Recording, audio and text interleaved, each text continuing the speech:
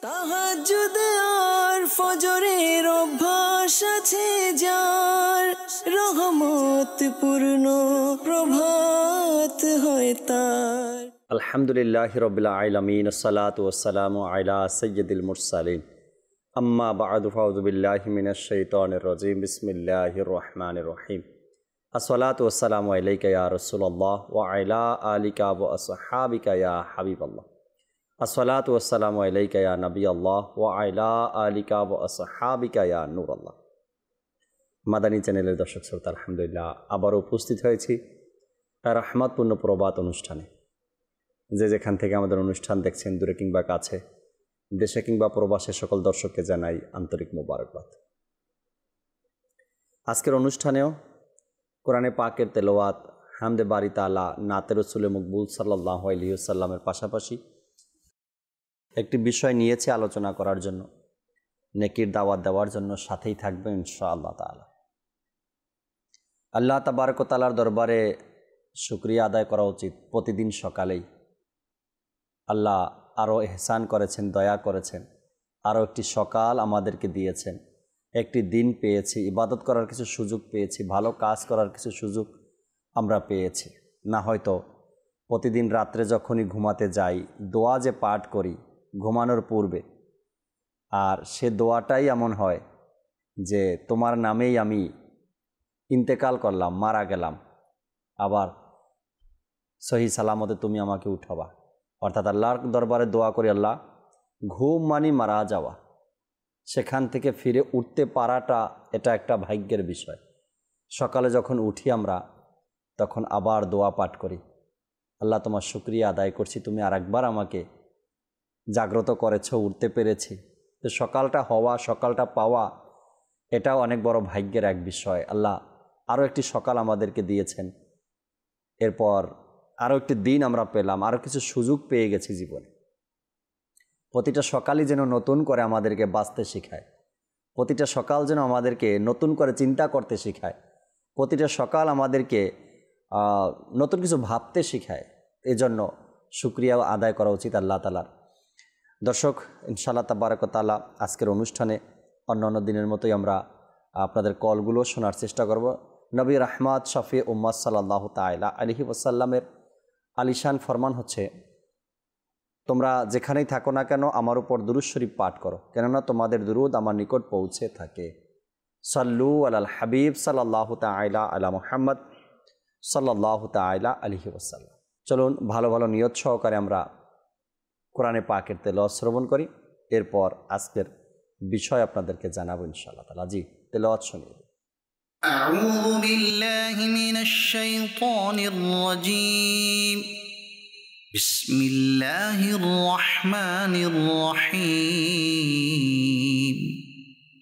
ألم نشرح لك صدرك ووضعنا عنك وزرك الذي أنقض ظهرك ورفعنا لك ذكرك فإن مع العسر يسرا إن مع العسر يسرا فإذا فرغت فانصب وإلى ربك فارغب صدق الله العظيم. সুবহানাল্লাহ, সুবহানাল্লাহ। আল্লাহ তাবারক ওয়া তাআলা আয়াতে কারিমার মধ্যে চমৎকার কিছু কথা যদি আমরা দেখতে পাই, যে এই আয়াতের মধ্যে আল্লাহ তাআলা ইরশাদ করেছেন। আল্লাহ বলছেন, নিশ্চয়ই কষ্টের পর রয়েছে স্বস্তি, অর্থাৎ দুঃখের পরে রয়েছে সুখ, কষ্টের পরে রয়েছে শান্তি। আর এটা কোরআন আমাদেরকে বলছে। আল্লাহ তাবারক ওয়া তাআলা ধৈর্যের সাথে দুনিয়াতে বেঁচে থাকার আল্লাহ তাআলা সেই তৌফিক আমাদেরকে দান করুক। দর্শক, আজকের যে এক বিষয় নিয়েছি আমরা আলোচনা করার জন্য,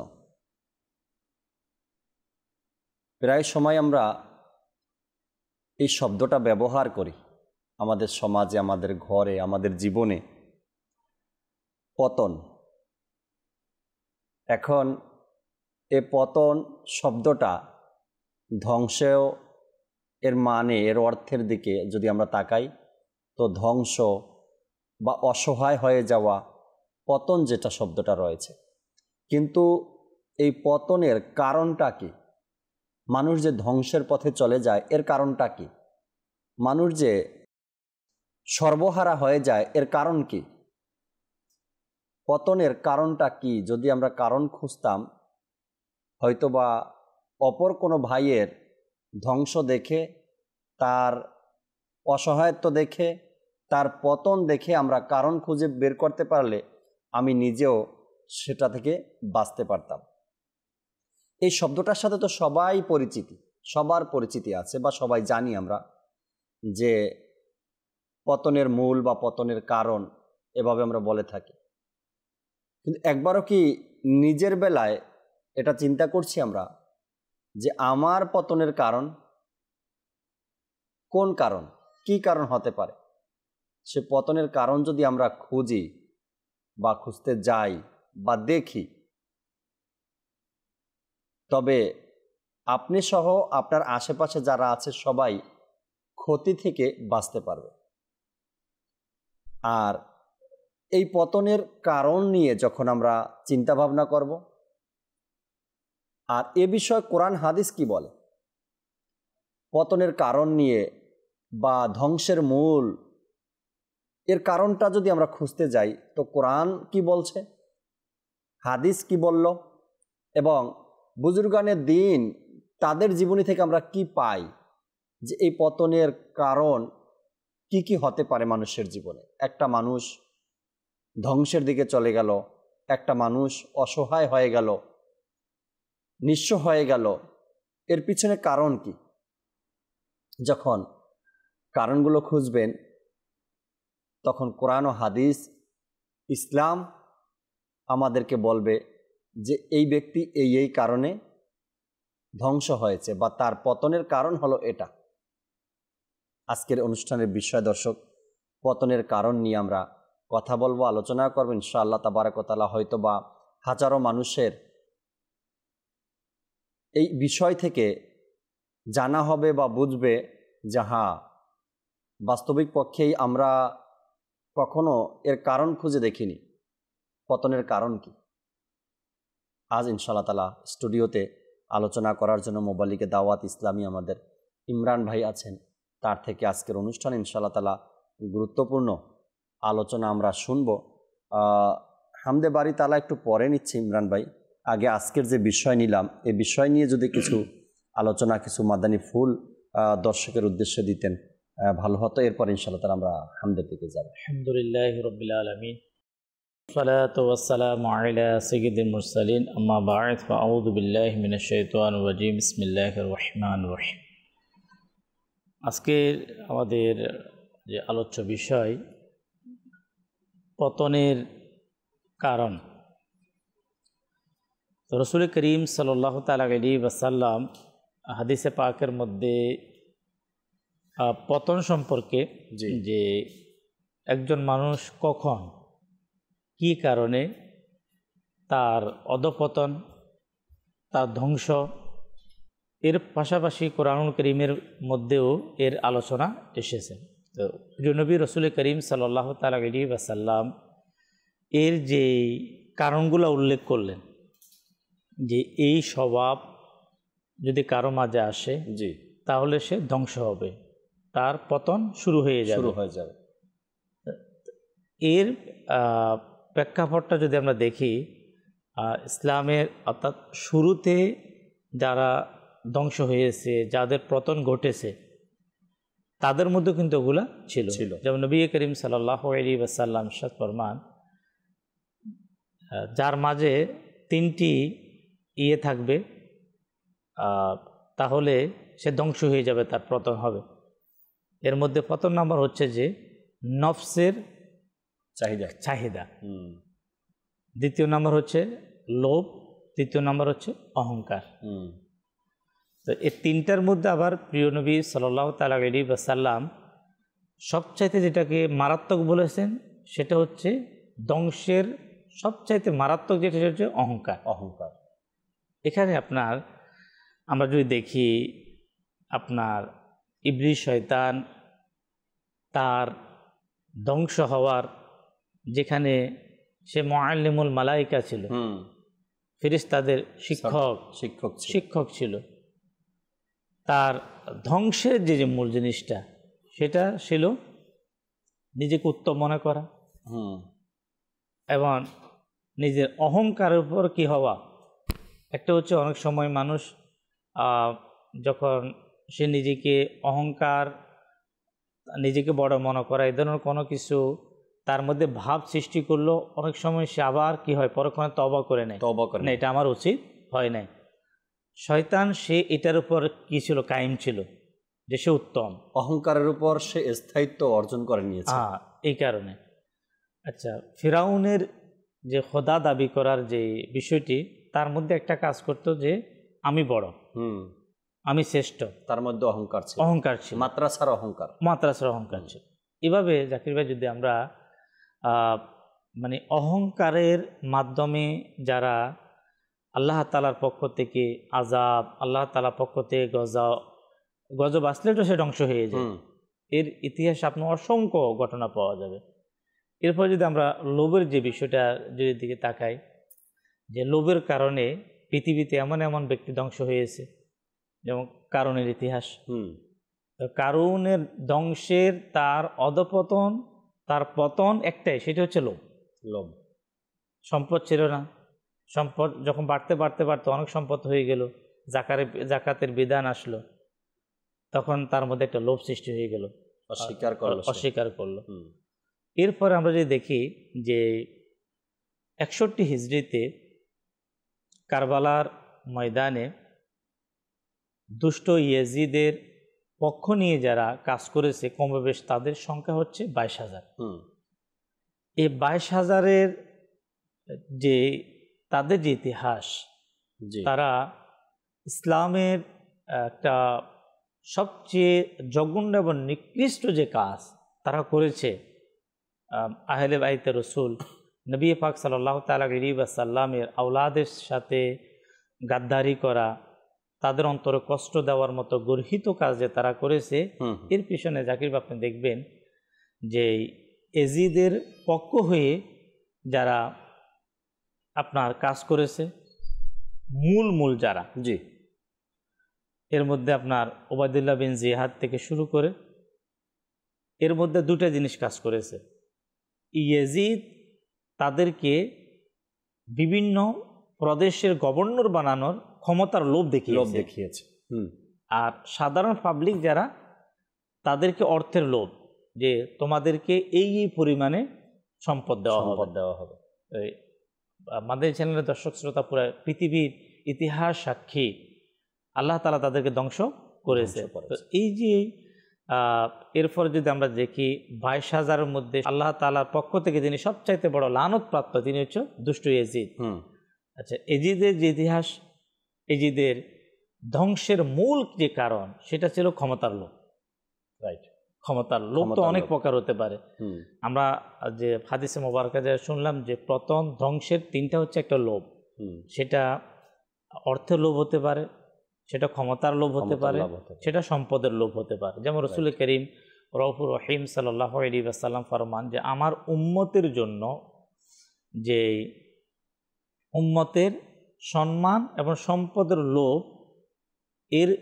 এর যে ক্ষতির দিকটা নবী করিম সাল্লাল্লাহু আলাইহি ওয়াসাল্লাম ফরমান, এটা এত বড় ক্ষতি, যদি একটা ক্ষুধার্ত নেকড়ে বাঘকে, মানে ক্ষুধার্ত একটা বাঘকে যদি ছাগলের পালের মধ্যে যদি ছেড়ে দেওয়া হয়, যে পরিমাণে ক্ষতি, এর চেয়ে বড় ক্ষতি হচ্ছে যখন আমার উম্মত সম্পদ এবং সম্মানের লোভী হয়ে যাবে।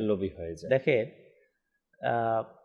আচ্ছা, ক্ষতির যে দিকটা আসলো, আপনার একটা ক্ষুধার্ত বাঘকে যদি আপনার ছাগলের পালের মধ্যে ছেড়ে দেওয়া হয়, কতটা ক্ষতি করবে, সে সেখানে মনে করেন যে মুহূর্তের মধ্যে সে কি করে দেবে, পুরো লন্ডভন্ড করে দেবে পুরা, কেন তার যে ক্ষুধা। এখানে যে রাসূল করিম সাল্লাল্লাহু তাআলা আলাইহি ওয়াসাল্লামের যে হাদিসে মুবারাকা, যে লোভের যে ক্ষতিগুলা, এই লোভ এটা এমন একটা জিনিস, সেটা অহংকার হোক এবং সেটা লোভ হোক, পৃথিবীতে যারা ধ্বংস হয়েছে, সেটা ফেরাউনের ঘটনা হোক, সেটা আপনার কারুনের ঘটনা হোক, আচ্ছা সেটা নমরুদের ঘটনা হোক, নবী করিম সাল্লাল্লাহু তাআলা আলাইহি ওয়াসাল্লামের সময়ে ইসলাম বিদ্বেষী যারা ছিল, যেমন আবু জাহেলের সবচাইতে বড় যেটা মারাত্মক ছিল, সে অহংকারী ছিল। মানে তার অহংকারী ছিল, সে নিজেকে আপনার ভাষাগত দিক থেকে, যেমন তার বিভিন্ন ধরনের দুনিয়াবি কিছু জ্ঞান, কিছু অ্যাক্টিভিটিসের কারণে তার নাম ছিল আবুল হাকেম।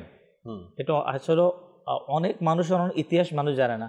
আবু জাহেল কেন ধ্বংস হলো?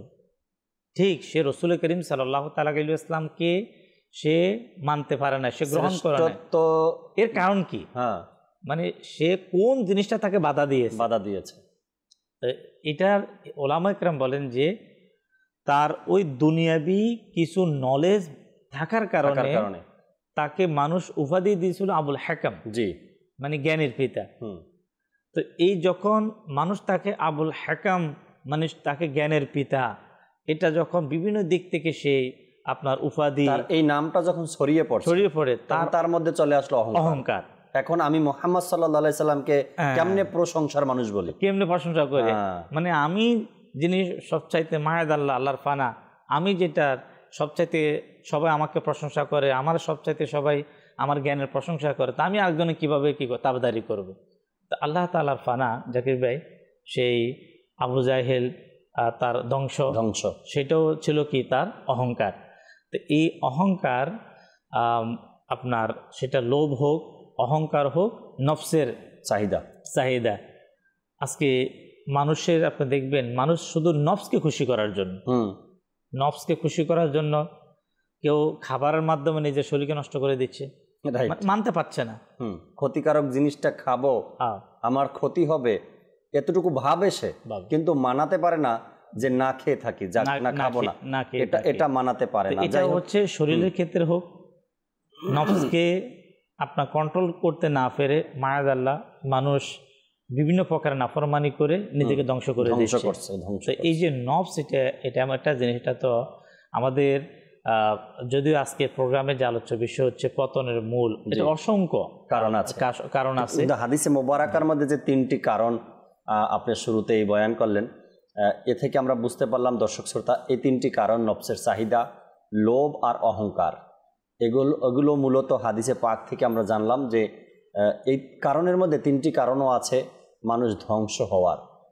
তো আজকে ইনশাআল্লাহ তাবারাক ওয়া তাআলা আরও বিস্তারিত আরও কিছু কথা আমরা শুনব যে আমরা কোন কোন কারণে আমাদের পতন ঘটছে।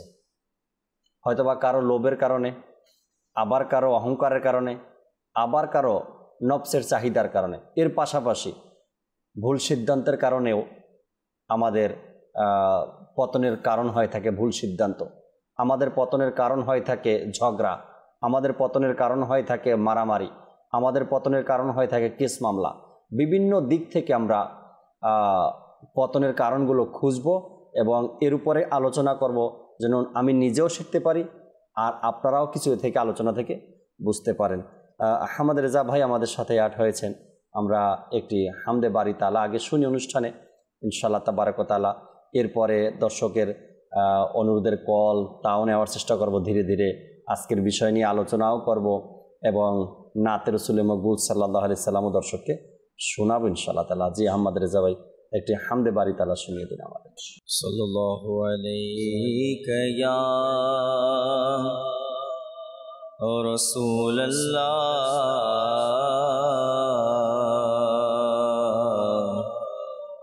ওয়া সাল্লামু আলাইকা ইয়া হাবিবাল্লাহ ওয়া সাল্লামু আলাইকা ইয়া হাবিবাল্লাহ महाबत में अपनी गुमाया इलाही न पाऊं मैं अपना पताया इलाही न पाऊं मैं अपना पता या इलाही। रहूं मस्तो बेखुदे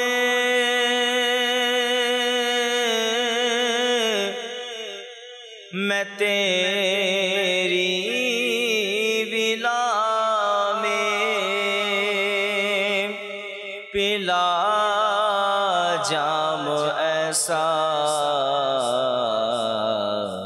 पिलाया इलाही। सल्लल्लाहु अलैहि या रसूल अल्लाह वसल्लम अलैका या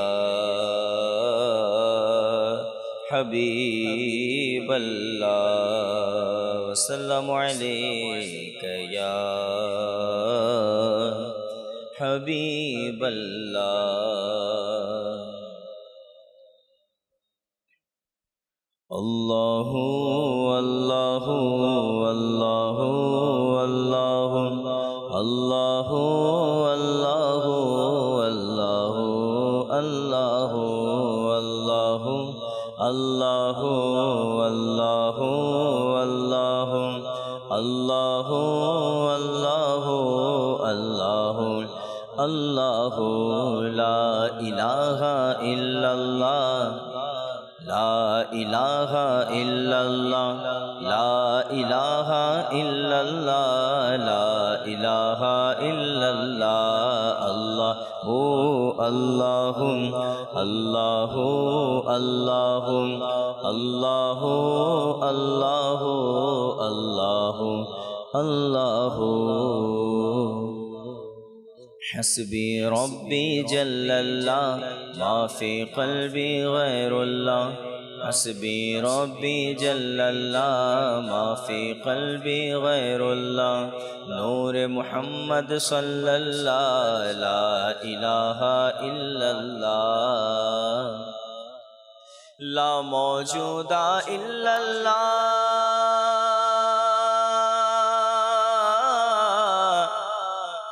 मौजूदा इल्लल्लाह ला मशहूदा इल्लल्लाह ला मौजूदा इल्लल्लाह ला मशहूदा इल्लल्लाह ला मक़सूदा इल्लल्लाह ला मअबूदा इल्लल्लाह।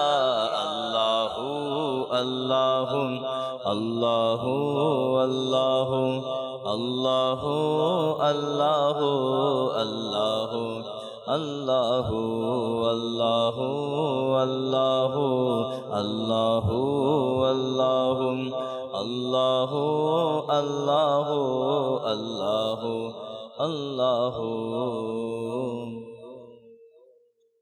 তুমি মালিক জল স্থলে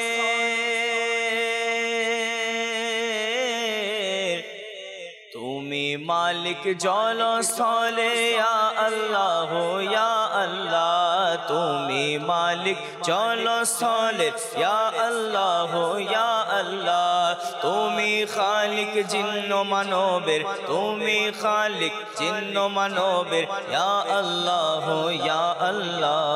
আল্লাহু আল্লাহু আল্লাহু আল্লাহু अल्लाहु अल्लाहु अल्लाहु अल्लाहु अल्लाहु अल्लाहु अल्लाहु अल्लाहु अल्लाहु अल्लाहु अल्लाहु अल्लाहु। तुमी अनंत तुमी अनादि খোদা তুমি সর্বজ্ঞানী তুমি অনন্ত তুমি অনাদি খোদা তুমি সর্বজ্ঞানী তোমার সত্তা ঊর্ধ্বে সকলের ইয়া আল্লাহ ইয়া আল্লাহ তোমার গুণগান করে সকলে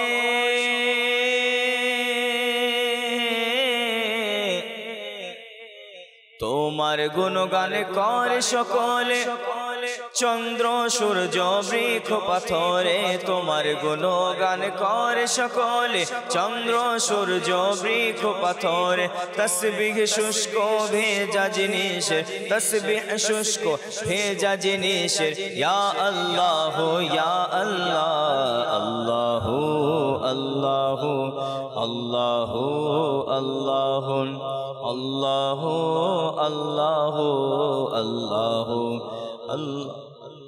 আল্লাহ আল্লাহ আল্লাহ আল্লাহ আল্লাহ আল্লাহ আল্লাহ লা ইলাহা ইল্লাল্লাহ লা ইলাহা ইল্লাল্লাহ লা ইলাহা ইল্লাল্লাহ লা ইলাহা ইল্লাল্লাহ खुल जाए दर जन्नत के दोज़ख की सब आग बुझे खुल जाए दर जन्नत के दोज़ख की सब आग बुझे दिल से कोई एक बार कहे ला इलाहा इल्लल्लाह खुल जाबे जन्नतेर दरजा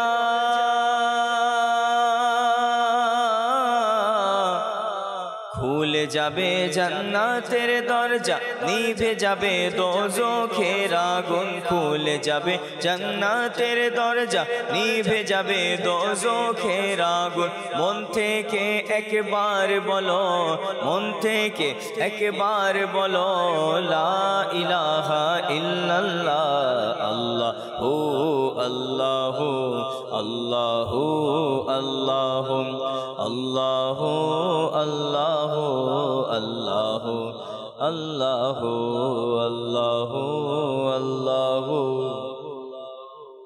আল্লাহু আল্লাহু আল্লাহু আল্লাহু আল্লাহু बख्श दे तू अत्तार को मौला वास्ता तुझको उस प्यारे का बख्श दे तू अत्तार को मौला वास्ता तुझको उस प्यारे का जो सब नबियों का सरवर है या अल्लाह या अल्लाह क्षमा करो अत्तार के मौला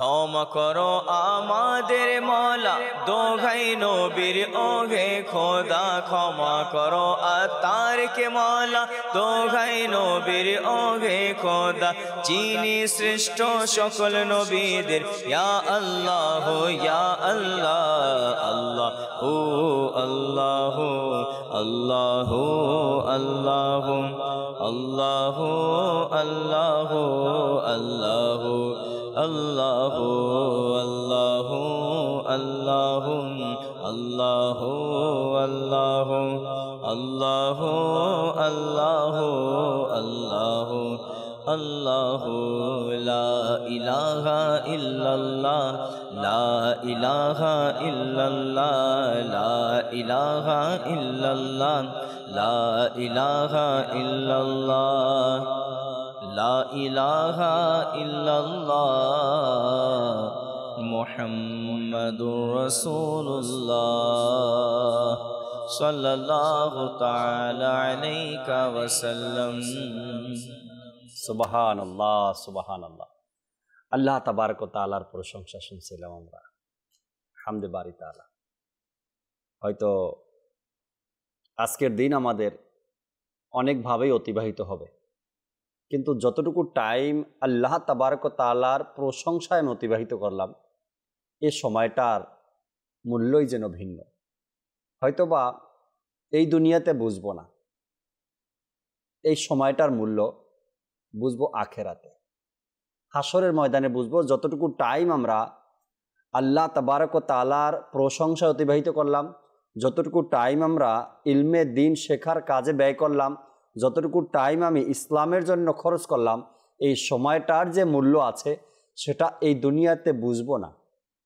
অনুভব করব হাদিসে পাক শুনে আমাদের হয়তোবা অনুভব হবে কোরআন হাদিস থেকে শুনে কিন্তু এর মূল্য কত সেটা বুঝবো কাল কিয়ামতের ময়দানে আজকের আলোচনা দর্শক শুনছিলাম আমরা পতনের কারণ।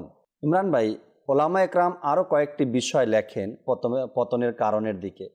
এক হলো আপনি যেটা বললেন, লোভ, টাকার মহাব্বত, অর্থের মহাব্বত মানুষকে পতনের দিকে নিয়ে যায়, এবং বাড়ি গাড়ির মহাব্বত মানুষকে পতনের দিকে নিয়ে যায়, এবং নারীর মহাব্বত মানুষকে পতনের দিকে নিয়ে যায়। এরকমের কিছু কারণ আছে। এবং ঝগড়া, যেটা আমি হামদে বাড়ি তালা শোনার আগে বললাম, ঝগড়াটাও মানুষকে পতনের কারণের দিকে নিয়ে যায়। এখন বর্তমান সময়ে এক বড় ফেতনা পতনের, আর সেটা হলো এটা মোবাইলটা। আর এই মোবাইল কিন্তু পতনের এখন নতুন এক কারণ হয়ে দাঁড়িয়েছে। এই মোবাইলের কারণে ইমরান ভাই, মা সন্দেহ করে ছেলেকে, স্বামী সন্দেহ করে স্ত্রীকে, ভাই সন্দেহ করে বোনকে, একে সন্দেহ করে অপরকে। ঘরের মধ্যে এক সুন্দর পরিবেশ যে ছিল, এই মোবাইলের কারণে সেই পরিবেশটা ধীরে ধীরে ধীরে ধীরে খারাপের দিকে যাচ্ছে। এক পতনের বড় কারণ এখন হয়ে দাঁড়িয়েছে এই মোবাইল। জানি না কত মানুষের সংসার নষ্ট হয়েছে, ঘর নষ্ট হয়েছে, সম্পর্ক ছিন্ন হয়েছে এই মোবাইলের কারণে। এক পতনের বড় এক কারণ হলো এখন মোবাইল। অন্যান্য দিক তো আছেই, মোবাইলও এখন পতনের বড় কারণ হয়ে দাঁড়িয়েছে। আরও কিছু কথা ইমরান ভাই থেকে শুনি, এরপর দর্শক আপনাদের কলের দিকে আসবে ইনশাআল্লাহ তাআলা। জি ম্যাম। নবী করিম সাল্লাল্লাহু তাআলা আলাইহি ওয়াসাল্লাম যে বিষয়টি আমরা পূর্বে আলোচনা করলাম, অহংকার সম্পর্কে হুজুর সাল্লাল্লাহু তাআলা আলাইহি ওয়াসাল্লাম ফরমান, অহংকার হচ্ছে সত্যকে উপেক্ষা করা, মানুষকে অপমান, অসম্মান এবং তুচ্ছ তাচ্ছিল্য করা। যে কোনো মানুষকে মানে তুচ্ছ তাচ্ছিল্য করা, অসম্মান করা, এটাকে বলা হয় এক প্রকার অহংকার। হযরত আব্দুল্লাহ ইবনে মুবারক রাহমাতুল্লাহ তাআলা আলাইহিকে যখন অহংকার সম্পর্কে প্রশ্ন করা হলো যে অহংকারটা কি, হয়তো অনেকে আমরা বিভিন্ন সময় অহংকার সম্পর্কে আমরা আলোচনা শুনি, অহংকার কারো মাঝে আছে কিনা, এটার আলামত কি? আব্দুল্লাহ ইবনে মুবারক রাহমাতুল্লাহ তাআলা আলাইহি বলেন যে মানুষকে হ্যায় প্রতিপন্ন করা, যে কাউকে তুচ্ছ মনে করা। দাওয়াত ইসলামের প্রতিষ্ঠাতা শেখ তরিকত আমির আহলে সুন্নাত দামাত মারকাতুম আলিয়া ওনার কিতাবের মধ্যে লেখেন যে অহংকারী ব্যক্তির একটি আলামত হচ্ছে এটাই যে সে যে কোনো দিক থেকে, সেটা জ্ঞান হোক, সম্পদ হোক, সম্মান হোক, কোনো না কোনো দিক থেকে নিজেকে অন্যের চাইতে উত্তম মনে করা। আপনারা দেখবেন এটা শয়তান অনেক বড় ধোঁকাবাজ। শয়তান অনেক সময় ইবাদতকারী, ভালো যারা ইবাদত করে তাদের মধ্যে অহংকারটা কীভাবে ঢুকিয়ে দেয়। বনি ইসরায়েলের একটি ঘটনা, যে আল্লাহ পাকের একজন বান্দা ছিল যিনি আবিদ ছিলেন, খুব ইবাদত করতেন, ইবাদত গুজার। দেখে শয়তান এবার তার পতন কীভাবে ঘটাবে, তাকে ধ্বংস কিভাবে করবে। এমন মর্যাদা ছিল, সে যখন কোনো স্থানে বসতো তখন মেঘ ছায়া দিত, তার উপরে ছায়া দিত, মানে এমন তার মর্যাদা ছিল। কোনো একদিন ওই বনি ইসরায়েলদের একজন সমাজের একজন আপনার গুনাহগার ব্যক্তি, নাফরমান ব্যক্তি সেই ঘটনাটা দেখলো।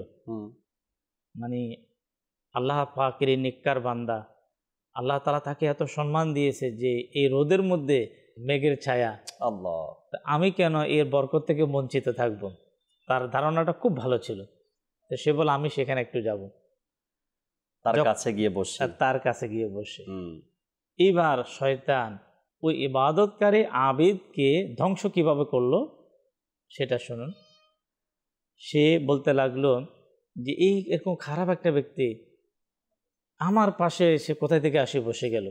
আল্লাহ আল্লাহ আল্লাহ, মানে এই একটা শব্দ তার মুখ থেকে বের হওয়ার কারণে সাথে সাথে আল্লাহ তাবারক ওয়া তাআলা তার অসন্তুষ্ট হয়ে গেলে এবং তার মাথার উপর থেকে মেঘের ছায়া চলে গেল।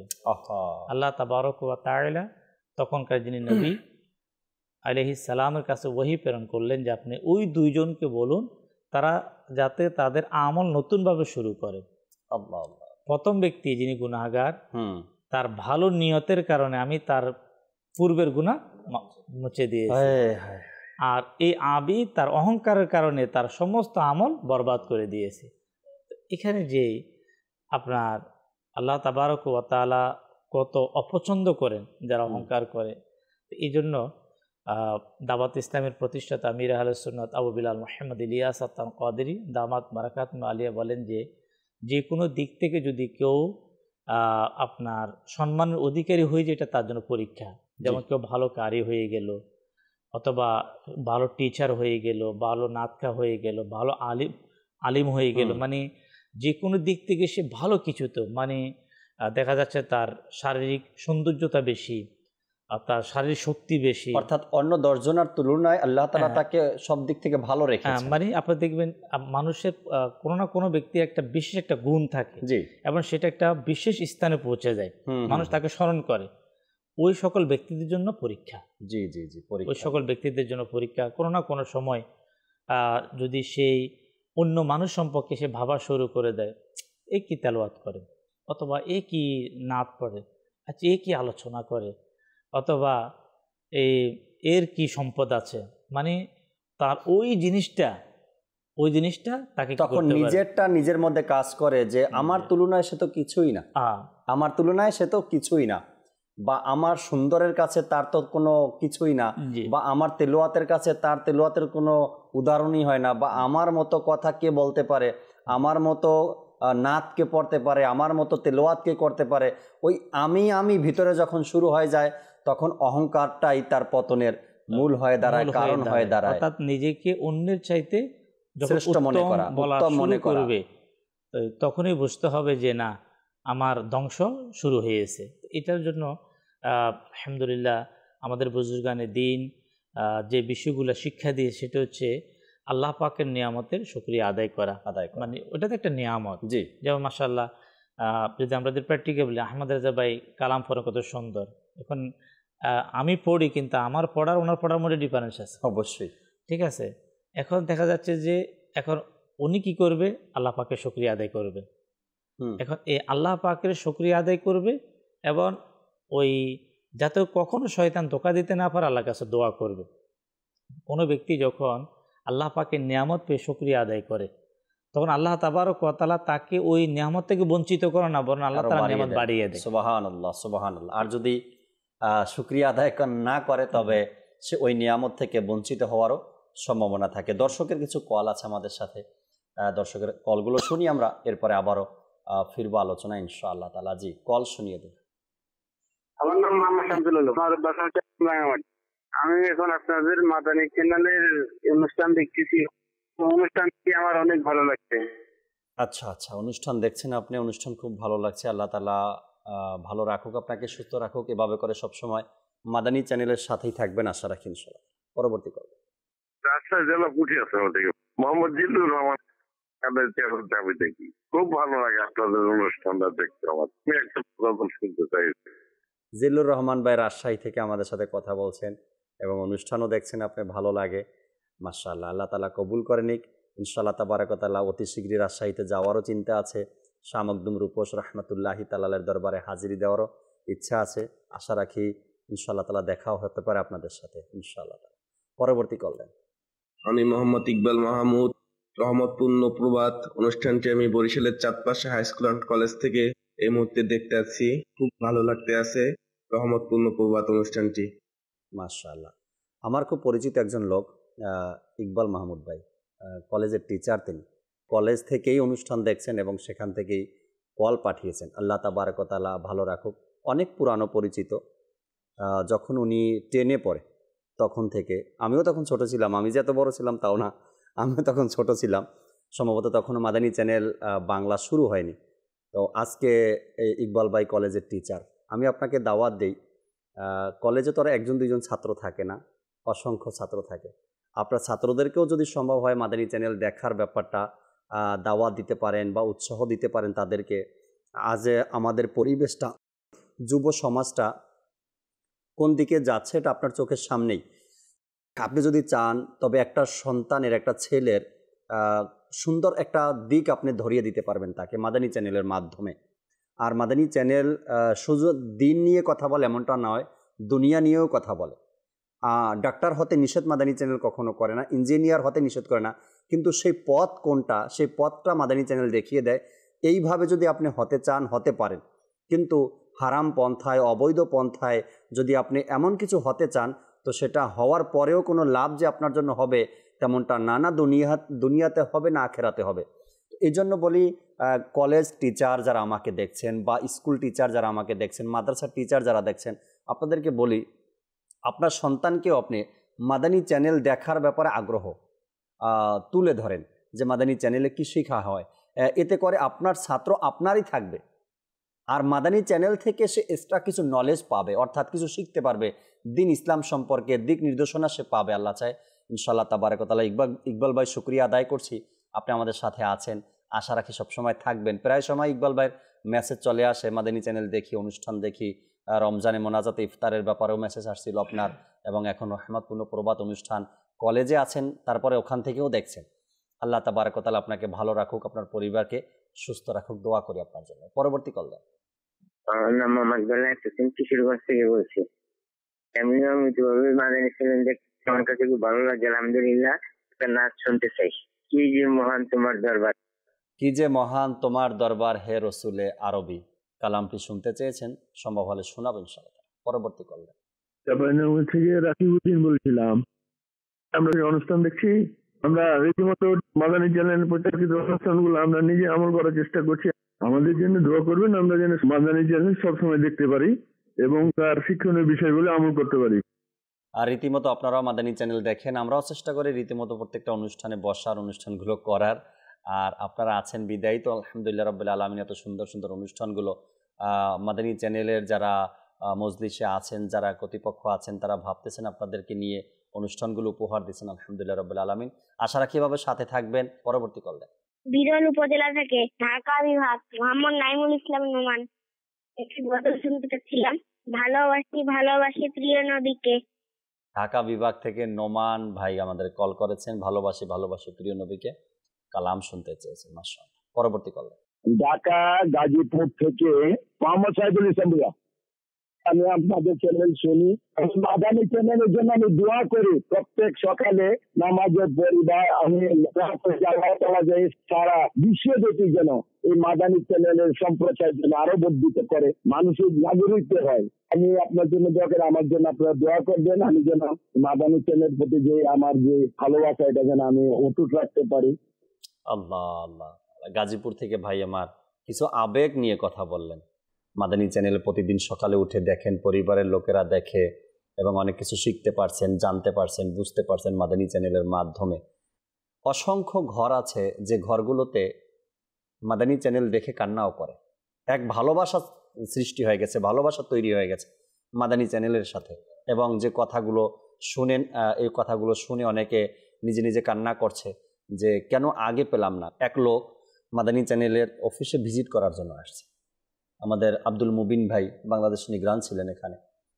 ওই লোকটা বললেন যে আমি কেন আরো 10 বছর আগে দাওয়াত ইসলামী পেলাম না, আমি আরো 10 বছর আগে কেন পেলাম না। যদি 10 বছর আগে পেতাম হয়তো কিছু খেদমত করার আমার সুযোগ থাকতো। এখন তো 10 বছর পর আমার, অর্থাৎ বয়স বেড়ে গেছে, তেমন হাঁটতে চলতে পারি না। আমি 10 বছর আগে যদি পেতাম তবে অনেক কিছু করতে পারতাম আমি দাওয়াত ইসলামের জন্য। তো হয়তো অনেকেই আলহামদুলিল্লাহ রাব্বিল আলামিন মাদানী চ্যানেলের মাধ্যমে নিজেকে পরিবর্তন করে নিয়েছেন, ঘর পরিবর্তন হয়েছে। আল্লাহ তাবারক ওয়া তাআলা সবাইকে ভালো রাখুক, ভালো থাকুন সবাই। আহমদ রেজা ভাই এখন পর্যন্ত নাতে রসুল শুনিনি, আগে একটা পরিপূর্ণ নাচ শুনিয়ে দিন, এরপর যদি সময় পাওয়া যায় অনুরোধের কালামগুলো শুনবো না আমরা ইনশাআল্লাহ তাআলা। জি সাল্লু আলাল হাবিব সাল্লাল্লাহু তাআলা আলা মুহাম্মদ সাল্লাল্লাহু তাআলা আলাইহি ওয়াসাল্লাম। মদিনায় যাওয়ার দোনা ইজাজত, মদিনায় যাওয়ার দোনা ইজাজত, नबी रहमत शफीए उम्मत नबी ये रहमत शफीए उम्मत मुझे मदीने की दो इजाज़त आका मुझे मदीने की दो इजाज़त नबी रहमत शफीए उम्मत मदीना जावार दोना इजाज़त नबी रहमत शफीए उम्मत करा डेके पान प्रेमेर शरबत करा डेके पान प्रेमेर शरबत नबी रहमत शफीए उम्मत नबी रहमत शफीए उम्मत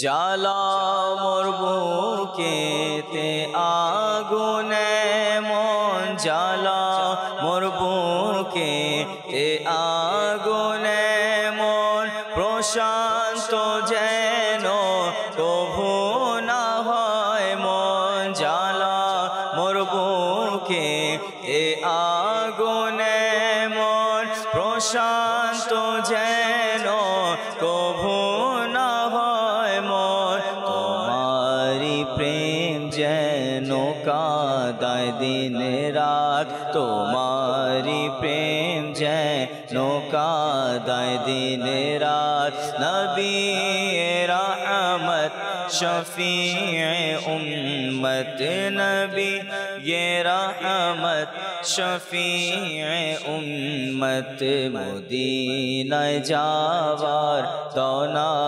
इजाज़त नबी ये रहमत शफीए उम्मत नबी ये रहमत शफीए उम्मत हुसैन इब्ने अली रसीला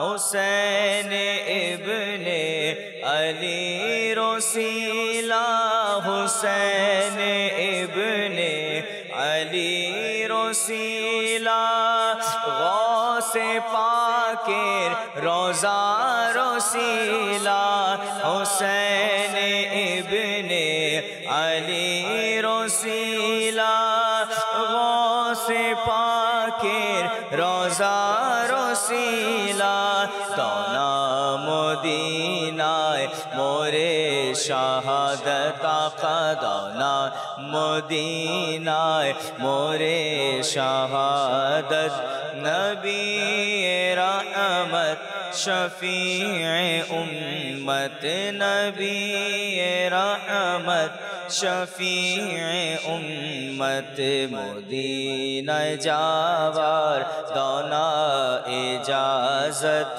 मदीना इजाज़त नबी रहमत शफीए उम्मत नबी रहमत शफीए उम्मत সকল নবী ওলিদের রসিলা মদিনার অলি গলির রসিলা সকল নবী ওলিদের রসিলা মদিনার অলি গলির রসিলা মদিনায় আমার হয় যেন মরণ আকা মদিনায় আমার হয় যেন মরণ নবী रहमत शफीए उम्मत नबी ये रहमत शफीए उम्मत मदीना जावार इजाजत आका मदीनाय जावार दोना इजाजत नबी रहमत शफीए उम्मत नबी रहमत उम्मत करे क्या अत्तार मालो दौलत इसे नहीं चाहिए हुकूमत ये तेरा तालिब है जाने रहमत नबी रहमत शफीए उम्मत की कोरबे आता रे माल दिए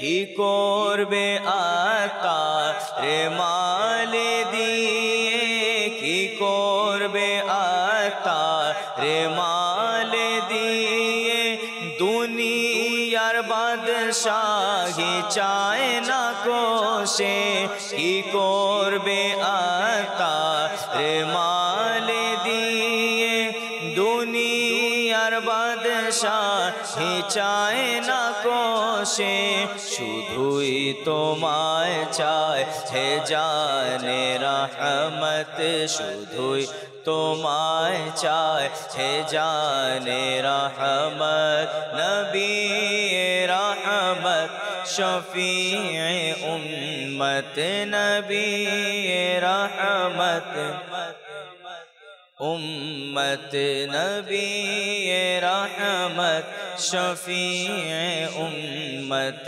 मदीना जावार दोना इजाजत मदीना जावार दोना इजाजत नबी रहमत शफीए उम्मत नबी रहमत शफीए उम्मत कराओ डेके पान प्रेमेर शरबत कराओ डेके पान प्रेमेर शरबत नबी रहमत शफीए उम्मत नबी रहमत शफीए उम्मत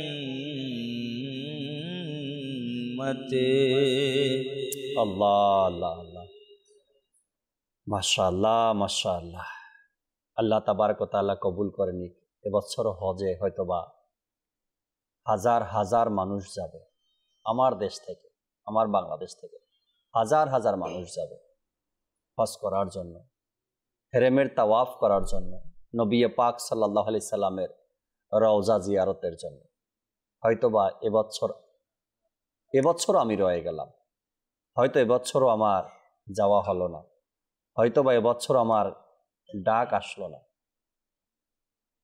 হাজার হাজার লোক যাচ্ছে যাবে প্রস্তুতি গ্রহণ করছে অনেকেই সুসংবাদ দিচ্ছে এত তারিখে আমার টিকিট এত তারিখে আমি রওনা দিচ্ছি আল্লাহ তাআলা আমাদেরকেও এই হাজীদের সাথে সফর করার রওনা হওয়ার হজে যাওয়ার আল্লাহ সে তৌফিক আমাদেরকে দান করুন সকল আশিকের অন্তরেই তো এমন এক চিন্তা ভাবনা থাকে আমি কবে যাব আমি কবে যাব আমি কবে যাব আল্লাহ সবার ভাগ্যে লিখে দেখ মদিনার সফর যেন সবাই করতে পারে আল্লাহ তাআলা সে তৌফিক আমাদেরকে দান করুন আলোচনা করছিলাম দর্শক শ্রোতা পতনের কারণ ইমরান ভাই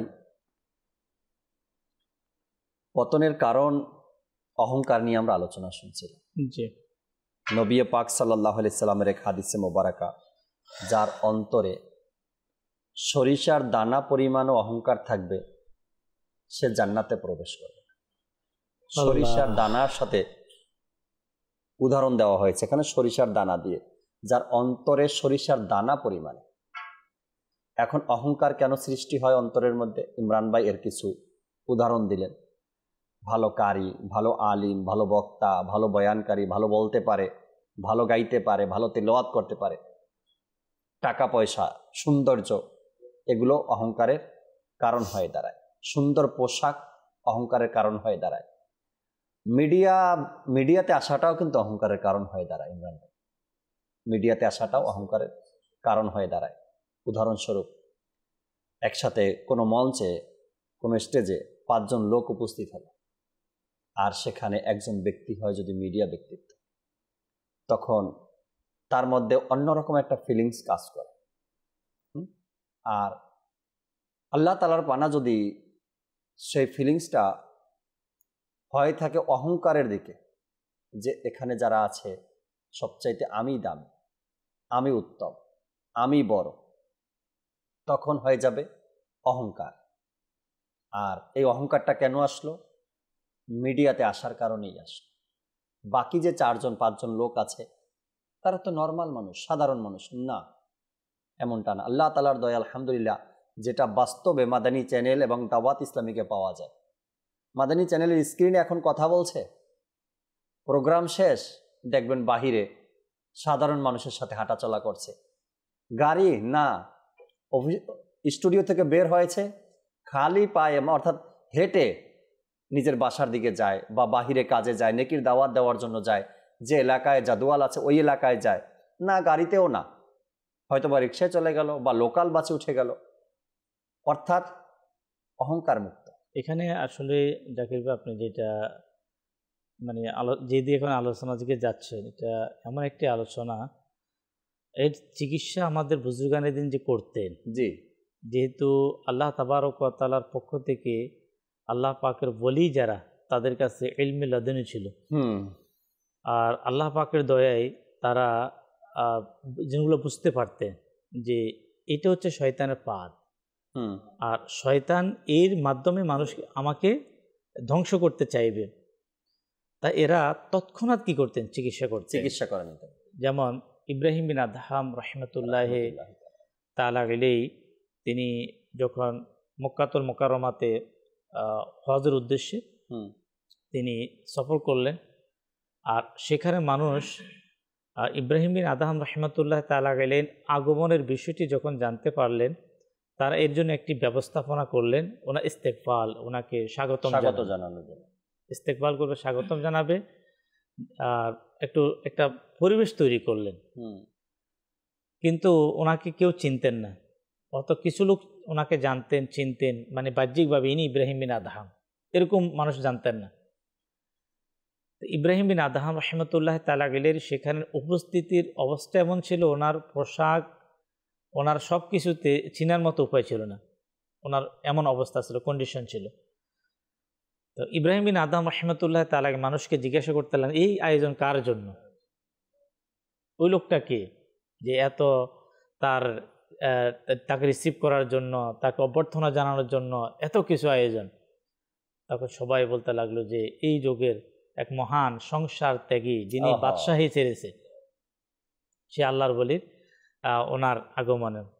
দেখেন এই সময়টাই কঠিন পরীক্ষা, কিন্তু আল্লাহ তাবারক ওয়া তাআলা দয়া কেমন ইব্রাহিম বিন আদহাম রাহমাতুল্লাহ তাআলা আলাইহির প্রতি, তিনি ওনার নফসের খায়সাত, নফস পূজারী, নফসের চাহিদা, তিনি নফসকে যেটা দেওয়ার তৎক্ষণাৎ উচিত ছিল সেটাই তিনি দিয়েছেন।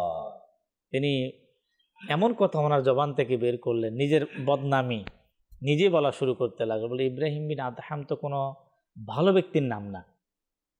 তো ওনার মহাব্বতে সব ওনাকে মায় শুরু করলো।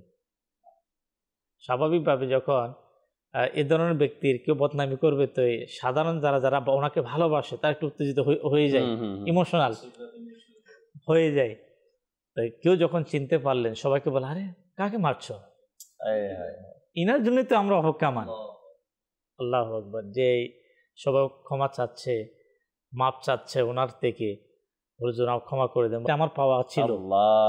দেখেন তখন নিজেকে আবার কন্ট্রোল, যে এটা আমার, যখন মানুষ তার থেকে ক্ষমা চায় তখন সে বলে এটা আমার প্রাপ্য ছিল, তোমরা ক্ষমা কেন চাচ্ছ? আল্লাহু আকবার। যেন নফস এখানেও ধোঁকা দিতে না পারে, আসলে হচ্ছে কি যে আলহামদুলিল্লাহ আল্লাহ পাকের দয়ায় দাওয়াত ইসলামের প্রতিষ্ঠাতা আমির আহলুস সুন্নাত আবু বিলাল মুহাম্মদ ইলিয়াস আত্তান কাদেরী দামাত বারাকাত মা আলিয়ার যে তরবিয়তটা পুরো পৃথিবীতে আজকে দাওয়াত ইসলামীর লক্ষ লক্ষ দাওয়াত ইসলামীর সাথে যারা সংশ্লিষ্ট, এদেরকে আমির আহলে সুন্নাত পূর্বের বুজুর্গানে দিন, তাদের তরবিয়ত, তারা কীভাবে নফসকে কন্ট্রোল করতেন, তারা নিজেকে অহংকার থেকে মুক্ত করতেন, তাদের নিয়মগুলা কি, এগুলো আলহামদুলিল্লাহ সবসময় কী করতে থাকেন। আপনার যেমন আমির আহলে সুন্নাত দামাত বারাকাতুহু আলিয়া, ওনার অনেক পূর্বের এক ভিডিও অনেকে হয়তো দেখেছেন, যে তিনি একবার একটি কথা বলে তিনি অনেক কান্না করলেন, যেটা পূর্বের ওলি আল্লাহদের জীবনীতে সেম এ ধরনের ঘটেছে। আমির আহলে সুন্নাত দাওয়াত ইসলামের প্রতিষ্ঠাতা তিনি বলেন যে কাল কিয়ামতের ময়দানে যদি আল্লাহ তাআলা যদি বলে যে তোমার যে দ্বীন ইসলামের যে খেদমত তুমি যা করেছো এর প্রতিদান তোমাকে দুনিয়ায় দিয়ে দেওয়া হয়েছে, তোমাকে মানুষ আমির আহলে সুন্নাত বলেছে, তোমাকে অনেক প্রশংসা করেছে, মানুষ তোমাকে অনেক সম্মান দিয়েছে, অর্থাৎ তোমার খেদমতের বিনিময় দুনিয়াতে কি হয়ে গিয়েছে। দেখেন যে নিজেকে ছোট করা, মানুষের মাঝে নিজেকে ছোট করে রাখা, যেমন আমাদের মায়েশা সিদ্দিকা তৈয়বা তাহেরা রাদিয়াল্লাহু তাআলা আনহা থেকে একটি হাদিসের বর্ণনা, যে আল্লাহর জন্য নিজেকে ছোট করে, নিজেকে কি করে ছোট করে আল্লাহ তাআলা তার মর্যাদাকে কি বাড়িয়ে দেন। সুবহানাল্লাহ। দেখেন সম্মান তো আল্লাহ তাআলার পক্ষ থেকে, জি আল্লাহ তাআলার পক্ষ থেকে। এই জন্য আমাদের বুজুর্গানে দিন অহংকার থেকে বাঁচার জন্য সর্বদা নিজেদের মধ্যে বিনয়ী ভাব সৃষ্টি করতেন। বিনয়ী ভাব, আচ্ছা বিনয়ী ভাবটা কীভাবে আসবে? মানে নিজেকে নিজে ছোট মানে মনোভাবটা, এই জিনিসটা কীভাবে সৃষ্টি হবে? এর জন্য আপনার ওই সকল জিনিসগুলোকে বারবার স্মরণ করা, নিজের গুনাহাকে স্মরণ করা, নিজের নাফরমানিকে স্মরণ করা, যে না আসলে আমার মধ্যে তো খারাপই আছে। দেখেন যারা আল্লাহ তাআলার পক্ষ থেকে যারা নেককার ছিলেন, হযরত হাসান বসরি রাহমাতুল্লাহ তাআলার এই ঘটনা, যে তিনি ওনার কাপড়ের মধ্যে অসংখ্যবার তিনি ওনার কলম দ্বারা যেটা তিনি লিখতেন, কিতাব লিখতেন, এটাতে তিনি বিভিন্ন জায়গায় তিনি লিখে রাখতেন, যদি কখনো ওনার কোনো মিস্টেক কাজ ওনার দ্বারা হয়েছে, যেটা এই করাটা উচিত হয় নাই, এই কাজটা উচিত হয় নাই, তো তিনি এই জন্য লিখে রাখতেন। ওই লেখাটা যতদিন পর্যন্ত কাপড় ধোলাইয়ের মাধ্যমে কি হতো না, পরিষ্কার হতো না, ওটা দেখা যেত, তিনি ওটাকে দেখে দেখে উনি কি করতেন, আফসোস করতেন, তিনি নিজেকে নত করে নিতেন। তো দেখে স্বাভাবিকভাবে যে অহংকার থেকে বাঁচার একটা বড় একটা মাধ্যম হচ্ছে নিজের নাফরমানিগুলোকে বারবার স্মরণ করা। যখন কোনো ব্যক্তি নাফরমানিগুলোকে বারবার স্মরণ করবে তখনই কিন্তু তার ভিতরে জিনিসটা আসবে। হ্যাঁ, এই নর্মিতা যেটা আছে, যেটা নফসের চাহিদা, যেটাকে দমন করার এক বড় মাধ্যম, সেটা হলো নিজের দুর্বলতাকে সামনে রাখা, যে আমার এই দুর্বলতা, বা আমি এই গুনাহের সাথে, বা এই খারাপের সাথে, এই নাফরমানির সাথে আমি জড়িত ছিলাম, বা এই কাজগুলো আমি করছি। এখন এই সুন্দর পরিবেশ সমাজে পাওয়া বড় কষ্টকর, যে আপনাকে আমাকে অহংকার থেকে বাঁচাবে, অহংকার মুক্ত একটা পরিবেশ পাওয়াটা আপনার আমার জন্য খুবই কষ্টকর। আল্লাহ তাআলার দয়ায় বর্তমান সময়ে, বর্তমান যুগে দাওয়াত ইসলামী এমন এক সংগঠন যেখানে আপনাকে আমাকে প্রতিনিয়ত এই বিষয়ের উপরে শিক্ষা, তরবিয়াত বা প্রশিক্ষণ দেওয়া হয়, যে আপনি অহংকার থেকে নিজেকে কিভাবে বাঁচাতে পারবো। আমি একটু আগে বলছিলাম মাদানী চ্যানেলের কথা, মিডিয়ার কথা। ইমরান ভাই, আমার জানা মতে মাদানী চ্যানেলে এমন একজন মুবাল্লিগ আসে বয়ান করার জন্য, কথা বলার জন্য, ডিসকাস করার জন্য। সে নিজের বাসা থেকে বাইসাইকেল যে আছে, মোটর সাইকেল, নর্মাল সাইকেল যেটা, এই সাইকেল চালিয়ে ফয়জানে মদিনার সামনে আসেন, অর্থাৎ এই স্টুডিওর যে বিল্ডিং আছে এর সামনে আসেন। ওখানে এসে সাইকেল তালা মেরে এরপরে উপরে ওঠেন, ফ্রেশ হন, অনুষ্ঠান করেন, আবার এই সাইকেল চালিয়ে নিজের যেখানে যাওয়ার, বাসায় হোক বা অফিসে হোক, সেখানে চলে যায়। এখান থেকে বের হওয়ার পরে যখন সাধারণ মানুষের সাথে মিশে, কেউ বলতেই পারবে না যে এই লোকটা মিডিয়াতে আসে। এমন একটা পরিবেশ তৈরি করে দিয়েছে দাওয়াত ইসলাম। আল্লাহ তাআলার দয়ায় অহংকার যেন না আসে, এর অনেকগুলো মাধ্যম, অনেকগুলো ব্যবস্থাও আবার রেখেছে। কেননা বুজুর্গানে দিন যে তরিকায় চলেছেন, যেভাবে নিজেদের দিন অতিবাহিত করছেন, দাওয়াত ইসলামের প্রতিষ্ঠাতা চান এইভাবেই যেন আমরা আমাদের সময়কে অতিবাহিত করি, তাদেরকে ফলো করে করে যেন অহংকার মুক্ত একটা জীবন আমরা গড়তে পারি। এমনটাই আল্লাহ তাআলা আমাদেরকে বোঝার আর আমল করার তৌফিক দিক, প্রত্যেকের অন্তরকে আল্লাহ তাবারক ওয়া তাআলা অহংকার মুক্ত বানিয়ে দিক। আমরা আহমদ রেজা ভাইয়ের কাছে আসবো। এক দুইটা কালামের অনুরোধ ছিল, ভালোবাসি ভালোবাসি প্রিয় নবীকে, ভালোবাসি ভালোবাসি প্রিয় নবীকে,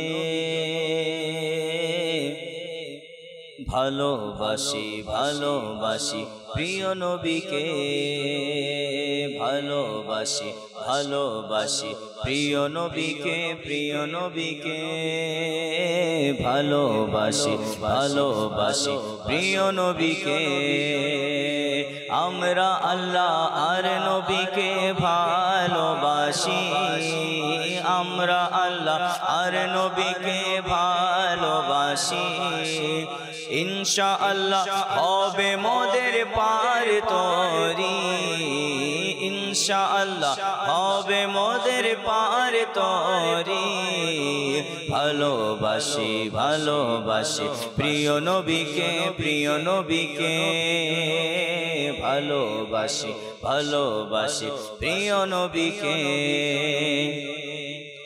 আবু বকর উমর ওসমান আলী, আবু বকর উমর ওসমান আলী, সব সাহাবী কে মোরা যে ভালোবাসি, সব সাহাবী কে মোরা যে ভালোবাসি। ভালোবাসি ভালোবাসি প্রিয় নবীকে, প্রিয় নবীকে, ভালোবাসি প্রিয় নবীকে, ভালোবাসি ভালোবাসি প্রিয় নবীকে, প্রিয় নবীকে, ভালোবাসি ভালোবাসি প্রিয় নবীকে। হাসান হোসেন মা ফাতেমা হযরত আলী, হাসান হোসেন মা ফাতেমা হযরত আলী, পাক পঞ্জতন কে মোরা ভালোবাসি, পাক পঞ্জতন কে মোরা ভালোবাসি। ভালোবাসি ভালোবাসি প্রিয় নবীকে, প্রিয় নবীকে, ভালোবাসি ভালোবাসি প্রিয় নবীকে। কি যে মহান তোমার দরবার রসূলে আরবি, তোমার আলিশান দরবার নেই সমতুল্য যাহার, আছে কি কোনো ঠিকানা মদনী মদিনাওয়ালা। কি যে মহান তোমার দরবার রসূলে আরবি, কি যে মহান বারে রসূলে আরবি।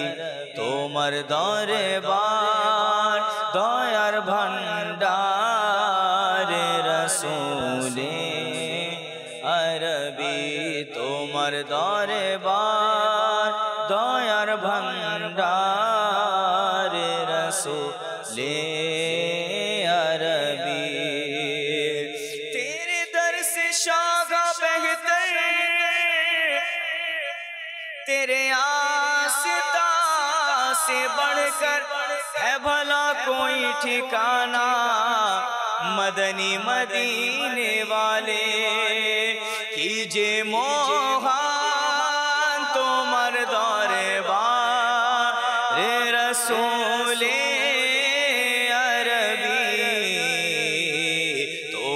दरबार दयार भंडार रसूले अरबी। तुम्हार दरबार दयार भंडार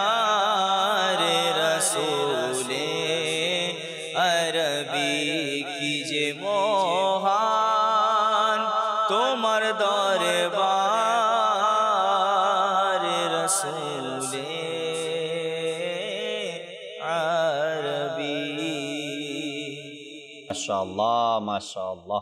দর্শক যারা কল করছেন, আল্লাহ আপনাদেরকে ভালো রাখুক। আপনাদের অনুরোধের কালামগুলো আমরা সবাই মিলে শুনছিলাম।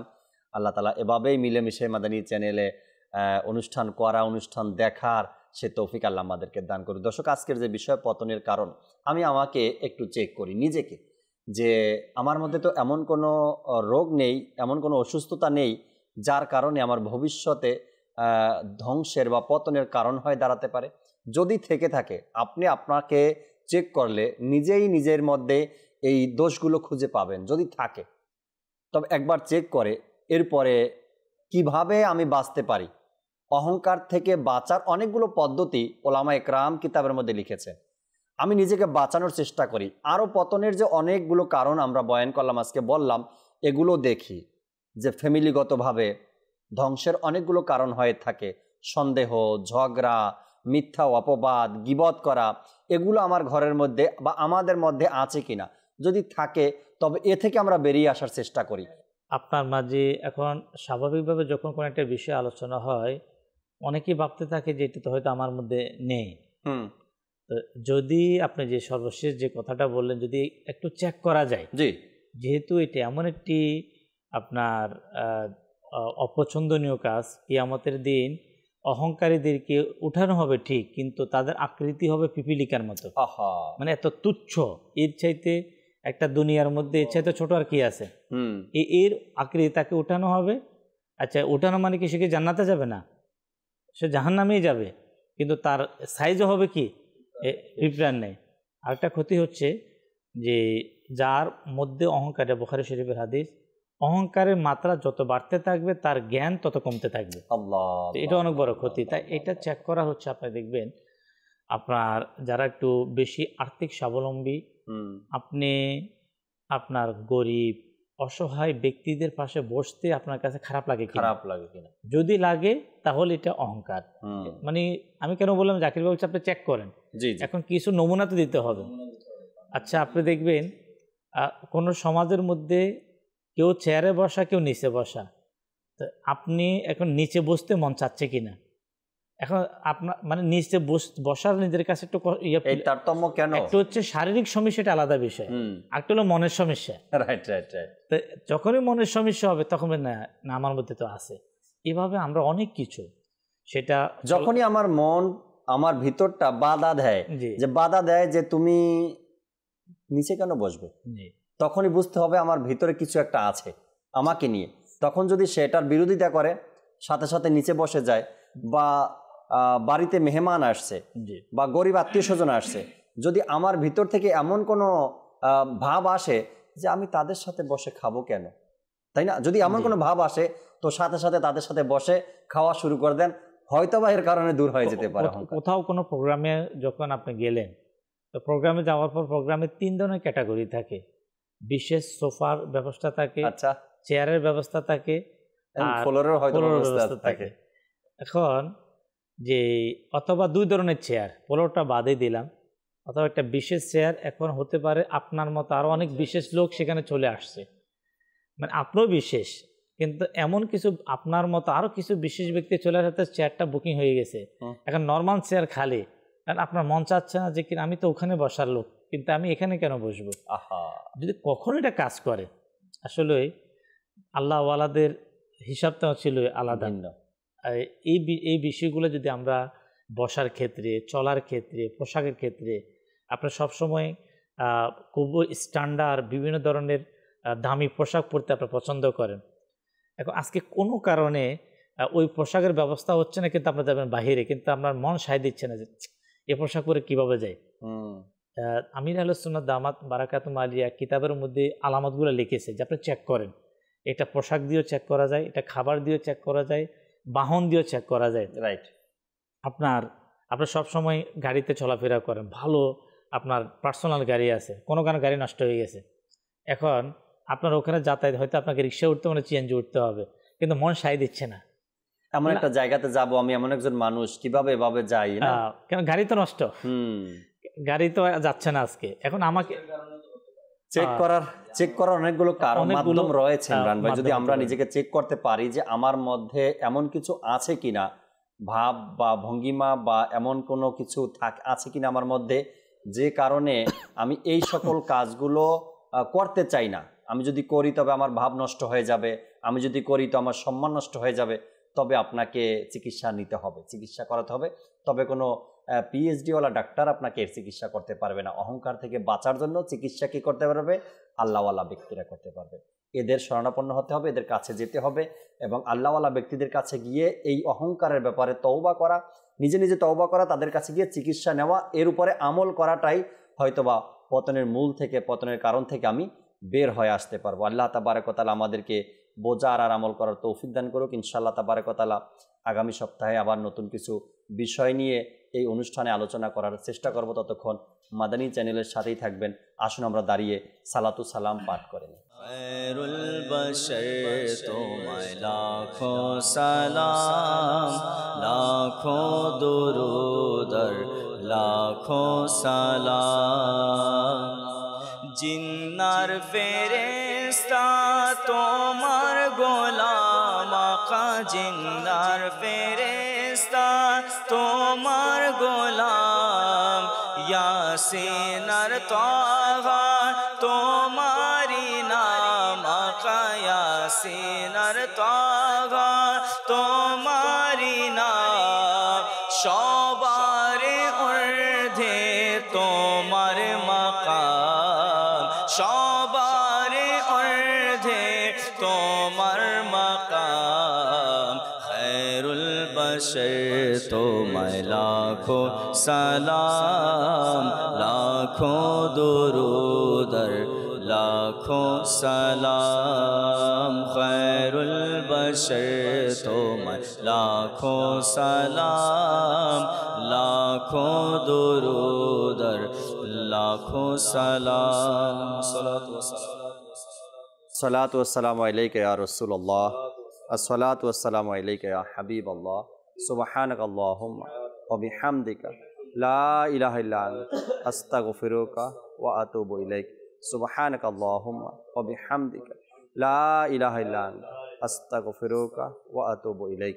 সুবহানাকাল্লাহুম্মা ওয়া বিহামদিকা লা ইলাহা ইল্লা আনতা আস্তাগফিরুকা ওয়া আতুবু ইলাইক। আসসালাতু ওয়াসসালামু আলাইকা ইয়া নবী আল্লাহ ওয়া আলা আলিকা ওয়া আসহাবিকা ইয়া নূর আল্লাহ, লা ইলাহা ইল্লাল্লাহু মুহাম্মাদুর রাসূলুল্লাহ সাল্লাল্লাহু আলাইহি ওয়াসাল্লাম। তাহাজ্জুদ আর ফজরের অভ্যাস আছে যার, রহমত পূর্ণ প্রভাত হয় তার।